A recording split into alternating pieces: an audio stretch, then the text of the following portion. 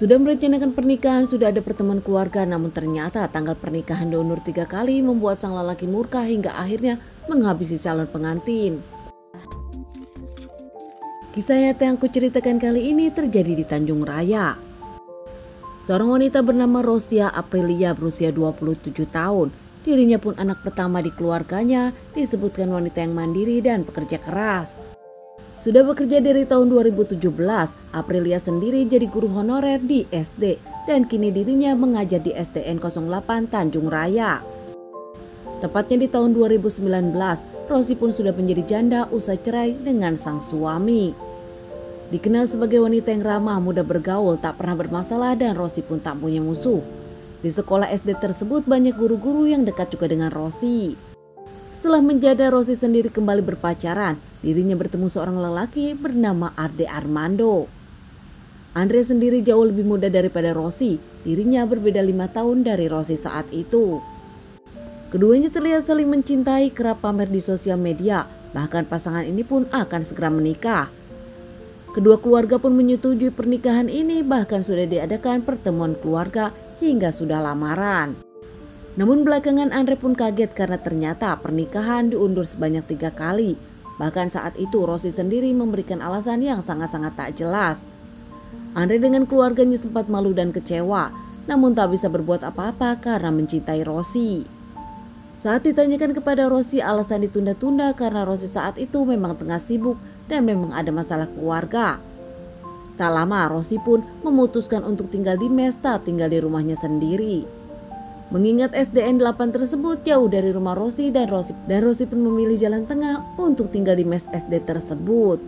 Usai Rosi sang calon istri tak tinggal di rumah keluarganya lagi dan bahkan memilih mes, Rosi pun nampak berubah di mata Andre.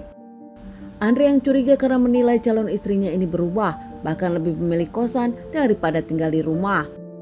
Masalah pengunduran pernikahan 3 kali ini pun membuat Andre bertanya-tanya hingga akhirnya Andre menyelidiki sang calon istri dan membuntutinya. Hingga suatu hari ketahuan kalau ternyata memang benar, Rosi sendiri sedang dekat dengan lelaki lain dan sering bertemu bahkan berkomunikasi. Tak ada yang berbeda di hari-hari itu, keluarga dari Rosi pun kasih kerap komunikasi dengan Rosi.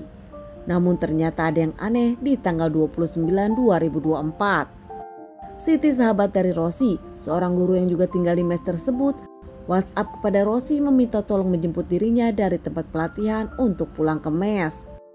Akhirnya Siti pun mendapatkan jawaban dari Rosi menyebutkan kalau Rosi akan menjemput dirinya dan sudah on the way. Setelah ditunggu-tunggu namun ternyata yang datang bukanlah Rosi melainkan Andre calon suami dari Rosi. Saat itu Siti WhatsApp lagi Rosi namun Rosi tak membalas lagi. Di perjalanan Andre pun mengungkapkan kalau Rosi ketiduran dan Rosi capek hingga akhirnya Andre yang menjemput Siti. Karena mereka nampaknya saling kenal, Siti pun tak memperpanjang itu. Siti pun akhirnya pulang ke mes diantar Andre, namun Andre tak mampir. Andre sendiri langsung pulang dengan alasan dirinya akan bekerja. Setelah teman dari Rosi Siti sampai ke mes, dirinya pun mengetuk pintu namun tak dijawab. Hingga saat itu Siti yakin kalau Rosi mungkin sedang tertidur. Hingga sore hari Siti sendiri penasaran, mengetuk lagi tak menjawab hingga akhirnya Siti pun membuka kamar dari Rosi. Keduanya memang sering masuk ke kamar masing-masing hingga bukan hal yang aneh saat itu Siti membuka kamar Rosi. Kaget Siti melihat cairan merah dan Siti pun langsung melihat di kasur terlihat Rosi sudah tak bernyawa. Siti yang histeris saat itu langsung meminta pertolongan kepada para warga dan tak lama warga pun berdatangan ke mes SD tersebut. Warga yang lain melaporkan kejadian ini kepada Pak RT dan tak lama melaporkan kejadian ini kepada pihak kepolisian. Mendapat laporan ini pihak kepolisian pun datang ke TKP menyelidiki kasus ini. Membawa jasad Rosi ke rumah sakit untuk dilakukan otopsi dan pihak kepolisian pun mengabari keluarga dari Rosi. Hingga tak lama pihak kepolisian pun interogasi keluarga Rosi, para tetangga dan juga teman mes dari Rosi. Bahkan tak lama pihak kepolisian pun mengecek CCTV dari sekitar jalanan mes tempat Rosi tinggal. Yang ternyata setelah pihak kepolisian melihat CCTV tersebut, orang yang terakhir bersama Rosi atau lelaki terakhir yang datang ke mes Rosi adalah calon suaminya sendiri. Di tempat lain Andre, usai mengantai Siti ke mes, Andre pun kembali ke tempat kerja dan pura-pura pingsan saat dikabari Rosi. Andre terlihat histeris saat tahu kalau Rossi ditemukan tak bernyawa di kamarnya sendiri. Saat itu bahkan Andre pun sempat ke rumah orang tua Rossi pura-pura sedih di rumah Rossi. Tanpa Andre sadari kalau pihak kepolisian sudah mengetahui siapa pelakunya. Di hari Kamis malam, Andri Armando, calon suami dari Rossi, diamankan pihak kepolisian di rumahnya sendiri. Tanpa perlawanan, Andre diamankan dan mengakui dirinya pelakunya.